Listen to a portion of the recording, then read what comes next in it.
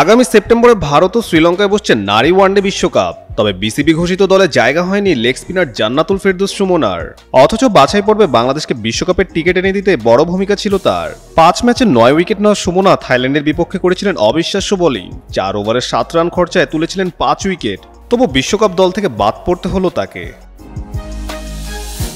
দল ঘোষণার পর প্রতিক্রিয়া সুমনা বলেন, মন খারাপ তো অবশ্যই হয়েছে। 4 বছর পর পর একটা বিশ্বকাপ আসে, এটা কত বড় সুযোগ সেটা বোঝানো মুশকিল। তবে সিদ্ধান্ত তো আমার হাতে নেই, সামনে কি হবে সময়ই বলে দেবে। জাতীয় দলে না হলেও থেমে থাকতে চান না তিনি। আগামী মাসেই সিডনিতে ফিরে ক্লাব ক্রিকেটে খেলার প্রস্তুতি নিচ্ছেন।